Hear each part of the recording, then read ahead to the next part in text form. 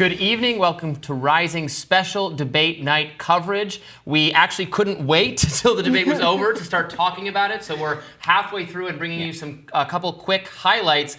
The top headline here is that there's no way around it. Biden is doing a horrible job. He's difficult to hear. He is whispering. He sounds like he had a bad night at the cigar bar before he decided to do this debate.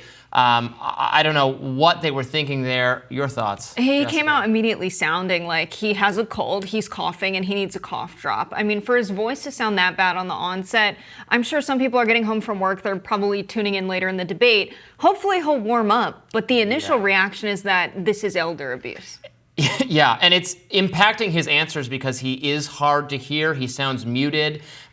He's trailed off. He's trailed off. He's kind of muttering. On the Trump side, Trump is making a lot of big and bold claims about immigrant crimes in the country, about the state of the economy. I'm sure there are people fact-checking him and saying, some of these claims are dubious and all of that. But the problem is Biden is not able to rebut it because he's just too muted and he's too hard to hear. So we started with the debate on the economy, and I have to right off the bat say that the moderator, CNN, who we've had no shortage of critical things to say about over the years and this week especially, I think they're doing a fantastic A-plus job. I have no notes whatsoever. This is a substantive debate on the issues.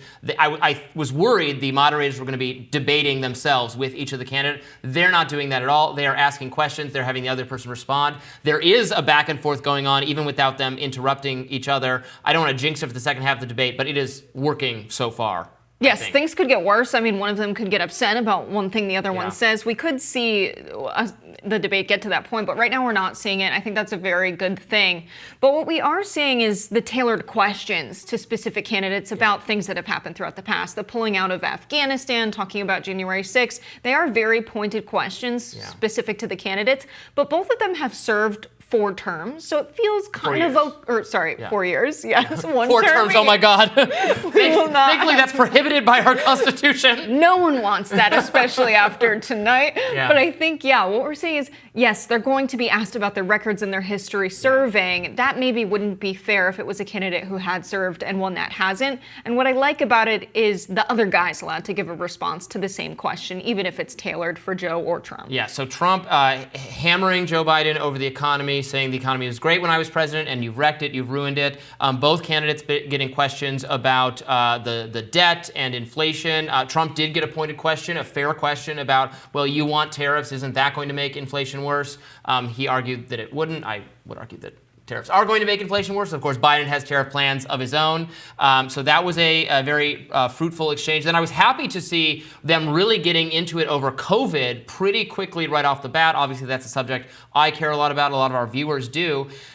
Trump is adopting, so a colleague of mine at Reason Magazine had a great piece today about looking back at the first debate in 2020 that was principally about COVID and how Trump just got slammed for everything he said about it, but that substantively a lot of what he said over time has looked more reasonable. There he was saying that my administration delivered so much in terms of therapeutics, in terms of the vaccine, getting that already. He said, I was never for the mandate. The mandate was a huge travesty, but that the vaccine was a good thing. He's taking the pro-vaccine, anti-mandate position that I think is a pretty smart position, and pointing out that more people actually died while Biden was president than when Trump was president of COVID, and that is true. But Trump only had 1 year of COVID, whereas Biden has served for 4 years where COVID has been a thing, so there's been a lot more time for the deaths to happen and accumulate. I think the most shocking thing I heard from Donald Trump is actually his defense when he's getting criticized for how much money he spent and racked up the national debt.